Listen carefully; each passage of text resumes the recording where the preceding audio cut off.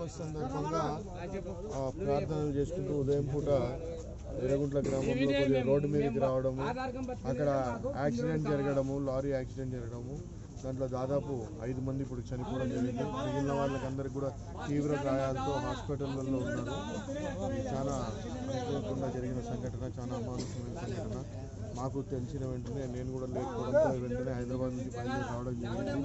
ఇప్పుడు కర్నూలులో వాళ్ళని కూడా చూడడం జరిగింది, ఇక నంద్యాల వాళ్ళని కూడా చూడడం జరిగింది. ఆఫీస్ కూడా ఇన్ఫార్మ్ చేశాము. పూర్తిగా వాళ్ళకి ఎటువంటి హెల్త్ అసిస్టెన్స్ కావాలన్నా దానికి ఎంత ఖర్చు అయినా కానీ పూర్తిగా మేము భరిస్తామని చెప్పడం జరిగింది. ప్రభుత్వం తరఫు నుంచి మేము వాళ్ళకి ఎటువంటి సాయం కావాలో సహాయాలను కూడా ఏర్పాటు చేస్తాము. ఇక్కడ ఉన్న వాళ్ళకి కూడా డాక్టర్స్ కూడా చెప్పడం జరిగింది, స్పెషల్ కేర్ తీసుకొని వాళ్ళ ప్రాణాలకు ఎటువంటి అపాయం లేకుండా చూడమని చెప్పడం జరుగుతుంది. ఆ కుటుంబాలకు కూడా నా తీవ్ర సంతాపాన్ని తెలియజేసుకుంటున్నాను. ఇలాంటి సంఘటనలు జరగడం చాలా అమానుష్యం. ఆ లారీ వాళ్ళపైన కూడా కేసు ఫైల్ చేయడం అయింది, అతను కూడా దొరకడం జరిగింది. ఆ కుటుంబాలను కూడా ఇప్పుడు పరామర్శించడానికి ఆ గ్రామానికి కూడా వెళ్ళడం జరుగుతుంది. ఇది మేము వెళ్ళి ఎంత పరామర్శించినా ఇది ఆ కుటుంబాలకు తీరని లోటు.